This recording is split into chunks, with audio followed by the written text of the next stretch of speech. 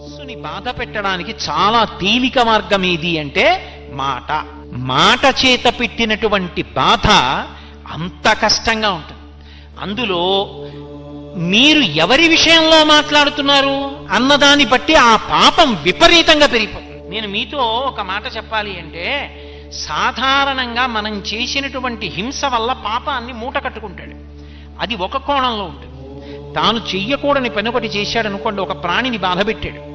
ఓ కుక్క అలా వెళ్ళిపోతుంది, నా చేతిలో కర్ర ఉంది, నా చేతిలో కర్ర ఉంది కదా అని అలా వెళ్ళిపోతున్న కుక్క మీదకి విసిరితే దాని కాలు విరిగింది అనుకోండి. కాలు విరిగిన కుక్క ఎంతకాలం నిష్కారణంగా నేను కొడితే బాధపడిందో అంతకాలము నేను కూడా కాలు విరిగి బాధపడాలి. ఇప్పుడు ఈశ్వరుడు ఏం చేస్తాడంటే కర్మాకర్మ ఫలప్రదాత. అందుకే కాల కలయతామహం అంటాడు భగవద్గీతలో కృష్ణుడు. నువ్వు జీవుడిగా ఎప్పుడు ఏం చేశావో నాకు తెలుసు, కాలమునందు లెక్క కట్టి ఫలితాన్ని ఇస్తానంటాడు. కాలోహి బలవాన్ కర్త సతతం సుఖదుఃఖయో నరాణాం పరతంత్రాణం పుణ్య పాపానుయోగత అంటాడు దేవీ భాగవతంలో వ్యాస భగవానుడు. కాలము మహాబలవత్తరమైనది. ఈశ్వరుడు కాలరూపంలో ఉండి గత జన్మలలో నేను చేసిన పాపపుణ్యాలు లెక్కలో పెట్టుకుని ఈ జన్మలో పాపానికి దుఃఖం ఇస్తాడు, పుణ్యానికి సుఖాన్ని ఇస్తాడు. లెక్క చెప్పి ఇవ్వవలసిన అవసరం ఆయనకి లేదు.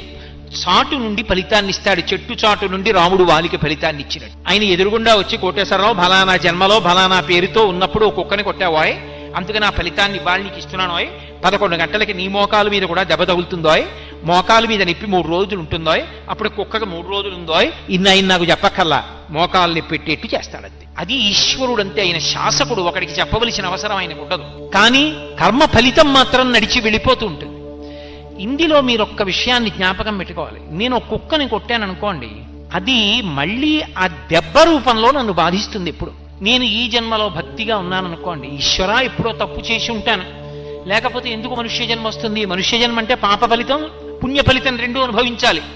కానీ తండ్రి బాధ పెట్టకు. బాధ పెట్టావనుకో నీ పాదముల యందు అనురక్తి తగ్గిపోయి ఆ బాధ గురించి ఆలోచిస్తాను. వద్దు, నా పాపములు క్షమించన్నాను అనుకోండి, అలా కుదరదు. చేశావు కాబట్టి ఫలితం అనుభవించాలంటే ఇప్పుడు నీ చేసిన కర్మ గొప్పదవుతుంది. ఈశ్వరుడు గొప్పవాడు కాడు. ఈశ్వరుడు ఏం చేస్తాడంటే భక్తితో జీవనం చేస్తున్న వాడి యొక్క కర్మ ఫలితాన్ని తగ్గిస్తాడు. అందుకే నమశివాభ్యాం అశుభాపహాభ్యాం అని ఆపదామపహర్తారం దాతారం సర్వసంపదాం ఈ శ్లోకాలు ఎందుకు వచ్చాయి? ఇప్పుడు నేను భక్తితో ఉన్నాను, గత జన్మలలో చేసిన పాపానికి ఫలితం ఇవ్వవలసిన సమయం ఆసన్నమైంది. నేను గుండెలు బాదుకుని ఏడవలసినటువంటి పరిస్థితిని ఈశ్వరుడు కల్పించాడు. వీడిప్పుడు మారాడు, నన్ను నమ్మాడు, నీ చెప్పినట్టు బ్రతుకుతున్నాడు. కాబట్టి వీడి కష్టాన్ని తగ్గిస్తానని పాము కరవవలసిన వాణ్ణి చీమతో కరిపించి విడిచిపెట్టాడు. అది ఆయన శక్తి, ఆయన ఈశ్వరుడు. ఆయన అలా ఎందుకు చేశాడని అడగడానికి ఆయన అసలు ఎందుకు అలా చేశాడో మనకి తెలుస్తుందా? చేసిన కర్మ తెలియదుగా. నాకే తెలియనప్పుడు ఇంకొకరికి ఎలా తెలుస్తుంది అడగడానికి? అది ఈశ్వరత్వం అంటే. కాబట్టి ఒక్కొక్క తప్పు పాపాన్ని మాత్రమే ఇస్తుంది. మహాభక్తులైనటువంటి వారి జోలికి వెళ్ళారనుకోండి, అది ఎంత ప్రమాదాన్ని తీసుకొచ్చేస్తుందంటే యుక్తాయుక్త విచక్షణ లేకుండా, శాస్త్రం మీద సరి అయిన అవగాహన లేకుండా, విషయం గురించి సక్రమంగా తెలుసుకోకుండా కేవలము అవతల వారిని బాధ పెట్టడానికి తెంపరితనంతో ప్రవర్తిస్తే భగవంతుడు ఏం చేస్తాడంటే అవతారంగా కిందకొచ్చేస్తాడు. అవతారము అన్న మాటకు అర్థం ఏంటో తెలుసా? తార అంటే ఎక్కడో ఉండడం, తారస్థాయిలో పాడాడంటారు. అవతార వ్యతిరేక పదం. మాంసనేత్రంతో చూడడానికి యోగ్యంగా కిందకొస్తాడు. ఏదో చక్షుతో అన్నాను అనుకోండి, అందరికి అర్థం కాదు. మాంసనేత్రము ఏం బెగబెట్టి గుండెలు బాదుకోక్కర్లేదు, అర్థం అవడానికి ఆ మాటే వాడాలి. మాంసనేత్రంతో చూడడానికి యోగ్యంగా కిందకి దిగి వస్తాడు ఆయన.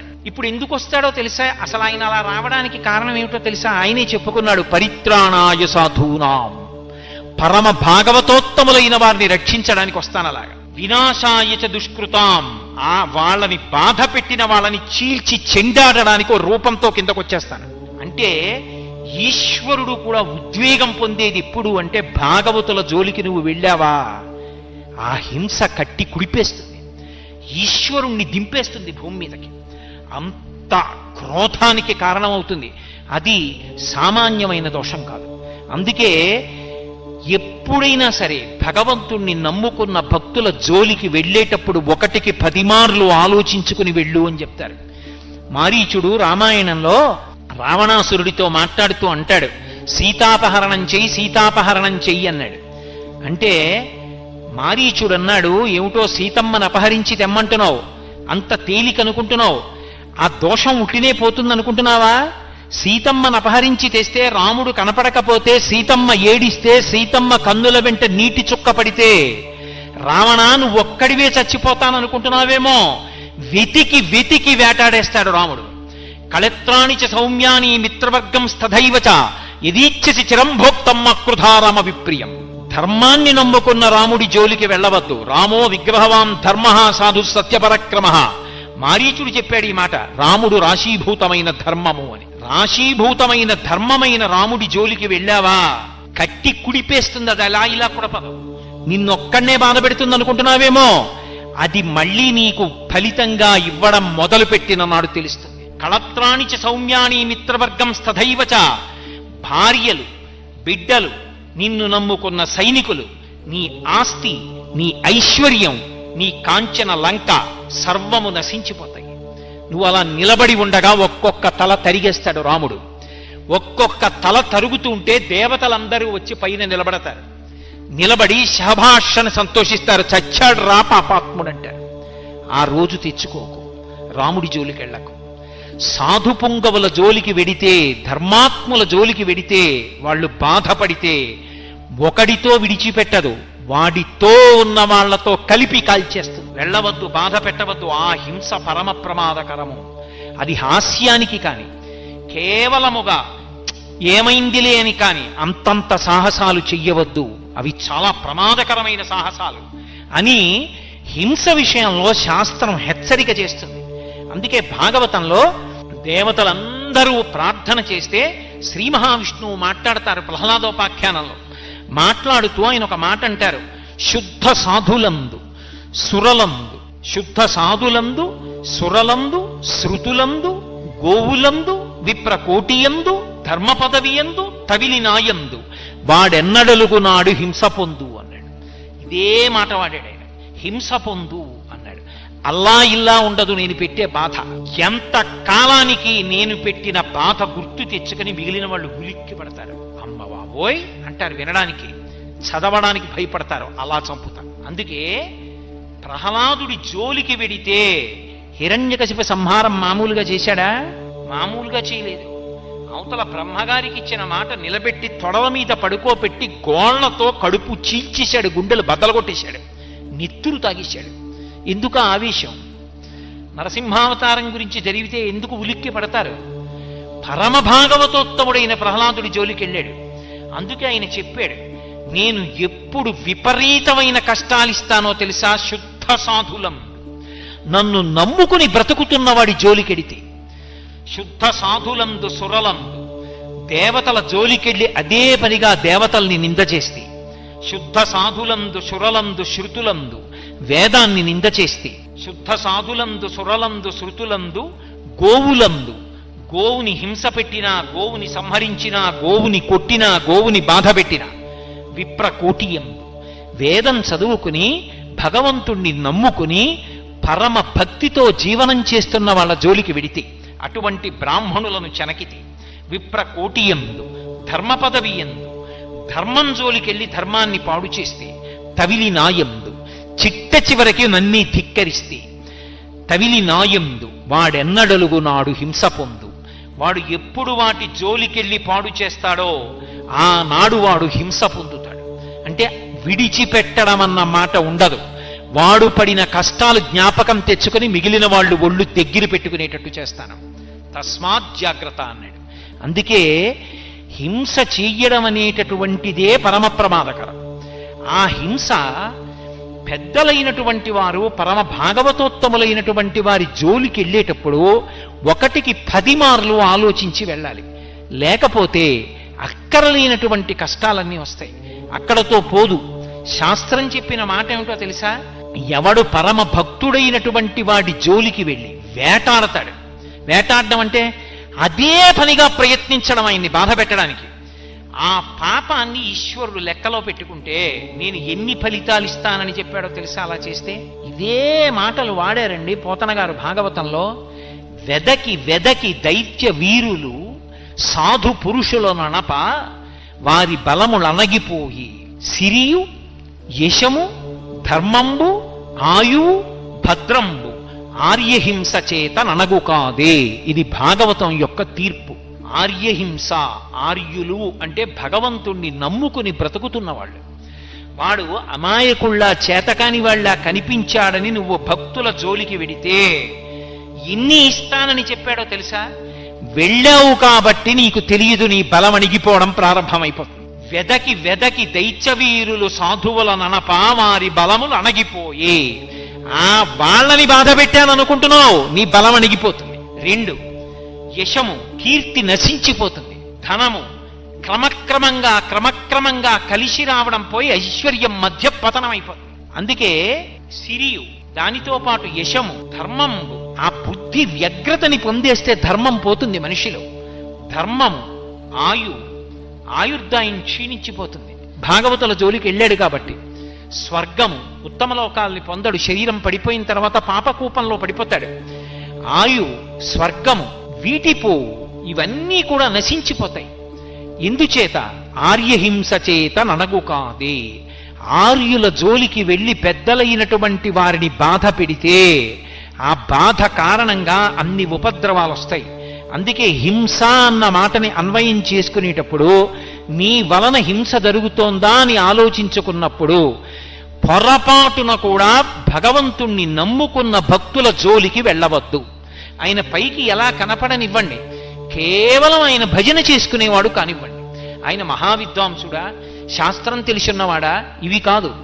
ఆయన భగవంతుణ్ణి నమ్ముకుని ఎప్పుడూ భగవన్నామాన్ని భజన చేసుకుంటూ కూర్చుంటాడంతే. తొందరపడి ఆయన మీద పరిహాసమాడడం, తొందరపడి ఆయన మనసు ఖేదపడేటట్టుగా ప్రవర్తించడం చెయ్యవద్దు. ఎందుచేత? ఎలా ఉన్నాడన్న దాన్ని బట్టి కాదు, ఆయన భగవంతుణ్ణి నమ్ముకుని ఉన్నాడు. వెళ్లకుండా ఉండు, అదే నీ జీవితానికి మంచిది. కాబట్టి ఆర్యహింస చేత ననగు కాదే. ఇది భాగవతంలో హింసకి సంబంధించినటువంటి విషయం మీద చెప్పినటువంటి పరమాద్భుతమైనటువంటి తీర్పు.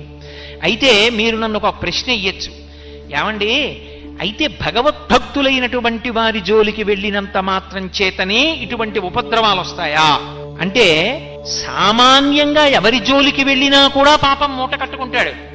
భాగవతుల జోలికి వెళ్ళడం మరింత ప్రమాదకరం.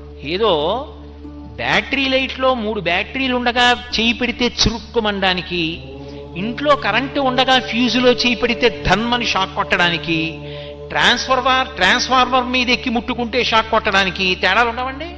3 షాకులు ఒకలా ఉంటాయా? దేని శక్తి దాందే విద్యుద్ఘాతంలో. కాబట్టి ఏదైనా పొరపాటే, నువ్వు అలా ముట్టుకోకూడదు. కానీ కోరి ట్రాన్స్ఫార్మర్లు ఎందుకు ముట్టుకుంటావు? అందుకే అది ఎక్కకూడదు. దాని మీద పుర్రె బొమ్మ 2 ముక్కలు ఇచ్చారు. అదే భాగవతంలో పోతన గారి. వెళ్లకు దాని జోలికి, పరమ ప్రమాదం ఒక జన్మతో పోదు, కొన్ని జన్మలు కట్టి కుడుపుతుంది. ఎందుకురా నీకు? దాని జోలికి వెళ్లకు, అటువంటి హింస చెయ్యవద్దు అన్నారు. ఇది సాధు పురుషుల విషయంలో ఎంత అన్వయమవుతుందో సాధు జంతువుల విషయంలో కూడా అంతే అన్వయమవుతుంది. అది విచిత్రం. అందుకే పరీక్షిన్ మహారాజు గారు మాట్లాడుతూ ఒక మాట అంటాడు. ఆయన కలిపురుషుడి దగ్గర మాట్లాడుతున్నప్పుడు భూదేవి వంక తిరిగి ఒక మాట అన్నాడు. అమ్మా, సాధువులకు జంతువులను బాధించడి కలుల భంజింపని రాజాధము ఆయు స్వర్గము శ్రీ ధనము వీటిపోవు సిద్ధము తల్లి అన్నాడు. ఎక్కడైనా సరే అమ్మా, రాజైనటువంటి వాడి యొక్క ప్రధాన లక్షణం ఏమిటో తెలుసా? సాధువులకు జంతువులకు. సాధువులైన జంతువులు అన్న మాటకు అర్థం ఏమిటో పోతన గారే చెప్పారు భాగవతంలో. ఏదో వాహినులైన వాహినులందు జలంబు త్రావి అంటారు. ఎవ్వరూ తాగనటువంటి నీళ్లు ప్రవాహంగా వెళ్ళిపోతుంటే అందులో ఉన్న నీళ్లు తాగి, వాసవి అయిన గడ్డి తిని, ఎవ్వరూ తిననటువంటి గడ్డి తిని, అది కూడా గబగబా తిని, బ్రహ్మచారి దగ్గర నుంచి సన్యాసి వరకు తాగడానికి వీలైనటువంటి పాలనిచ్చి, తల్లి లేనటువంటి బిడ్డలు తాగడానికి కావలసిన పాలనిచ్చి, ఇహమునందు నువ్వు చేసిన పాపాలు పోగొట్టుకోవడానికి అభిషేకం చేయడానికి పంచామృతాల్లో ఒకటైన పాలనిచ్చి, ఆ పాలతో చేసిన పదార్థాన్ని ఈశ్వరుడికి నైవేద్యం చేస్తే అపారమైన ఫలితమిచ్చి, ఇన్నిటికి యోగ్యమైన పాలని, పాలలోంచి పెరుగుని, నేతిని ఇచ్చి, తన గోమయం, తను విడిచిపెట్టినటువంటి పేడ తీసుకొచ్చి భూమి మీద అలికితే యజ్ఞం చెయ్యడానికి కూడా భూమి పవిత్రమవుతోంది. అటువంటి పేడని ఇస్తూ పంచగవ్యములలో ఒకటైనటువంటి మూత్రాన్ని ఇస్తూ నీకు అక్కర్లేని గడ్డిని, నువ్వు తాగని నీటిని తాగి నీకు ఇహమునందు పరమునందు పనికొచ్చేటటువంటి ఇన్నిటిని ఇస్తున్నటువంటి పరమ సాధుమూర్తి అయినటువంటి గోవుని బాధ పెడితే దాని అర్థం సాధువులకు జంతువులకు అంత మనకక్కర్లేనివి పుచ్చుకొని మనకి ఇహము పరము ఇన్నిటిని కల్పించగలిగినటువంటి అద్భుతమైన పదార్థములను ఇవ్వగలిగినటువంటి జంతువులను బాధ పెడితే నిష్కారణంగా ఈశ్వరుడు అంగీకరించాడు. అందుకే రాజు ప్రధాన కర్తవ్యమేది అంటే అటువంటి జంతువుల జోలికి ఎవరెళ్ళారో వాళ్ళని భంజించాలని చెప్పారు భాగవతం. వాళ్ళని వెంటనే అలా బాధ పెట్టకుండా నిగ్రహించాలి. అలా చేయకపోతే నేనంటలేదు, పోతన గారు అంటున్నారు భాగవతంలో, వ్యాసుల వారు చెప్పిన మాట చెప్తున్నారు. సాధువులకు జంతువులను బాధించడి కలుల భంజింపని రాజాధము ఆయువు ధనము స్వర్గము శ్రీ వీటిపోవు సిద్ధము తల్లి. అమ్మా, ఎప్పుడైనా సరే సాధువులైన జంతువుల్ని బాధ పెట్టేటటువంటి కలులను భంజింపనటువంటి పరిపాలకుడు ఎవరుంటాడో అటువంటి వాడి యొక్క ఆయుర్దాయము నశించిపోతుంది, అటువంటి వాడి యొక్క ఐశ్వర్యము పతనమైపోతుంది, అటువంటి వాడికి శరీరం పడిపోయిన తర్వాత ఊర్ధ్వలోకవాసం ఇవ్వరు. అందుకేనమ్మా లోకంలో దుష్టజన నిగ్రహంబును శిష్టజనానుగ్రహంబును నృపులకు స్రష్ట విధించెనని పురాణ ద్రష్టలు చెప్పెదరు, ఇది సత్యము తల్లి అంటాడు. ఒక రాజు ఏం చెయ్యాలి అంటే దుష్టులైనటువంటి వారిని భంజించాలి, సాధు పురుషులైనటువంటి వారిని రక్షించాలి. దుష్టులను భంజించి శిష్టులను రక్షించకపోతే ఆ రాజు అని పేరు తెచ్చుకోలేడు. ఆయన భగవంతుని చేత అనుగ్రహింపబడడం. అందుకే హింస అన్న మాటలో ప్రభువు దగ్గర నుంచి సామాన్యుడి వరకు కర్తవ్యతానిష్టతో చూసుకోవలసినటువంటి అవసరం ఉంటుంది. ఇది నేను చెయ్యాలా చేయకూడదా పరమ జాగ్రత్తగా చూడాలి. నిష్కారణంగా మాటలతో బాధ పెట్టడం అలవాటు చేసుకున్నాడు అనుకోండి, దానికి బాధ పెట్టడమే ప్రయోజనం తప్పించి అందులో ఏదో శాస్త్రం చెప్పడమో లేకపోతే ఏదో మంచి విషయాన్ని మాట్లాడడమో అది కాదు. కేవలం అవతల వారిని బాధ పెట్టడమే ప్రయోజనంగా బాధ పెట్టాడనుకోండి తన మాట చేత, అది పరమ ప్రమాదకరమైనటువంటి విషయం. అటువంటి పనులు చెయ్యకూడదు. చెయ్యకుండా ఎప్పుడూ కూడా వాక్కుని నిగ్రహించుకోవాలి. అందుకే ఆ వాక్కు మీద అటువంటి నిగ్రహ శక్తి లేనివాడు ఎవరుంటాడో వాడి మాట వలన ఎంతమంది బాధపడతారో అటువంటి వారిని పరమేశ్వరుడు కూడా శిక్షిస్తాడు. మీరు అందుకే చూడండి, మనస్సుని బాధ పెట్టడానికి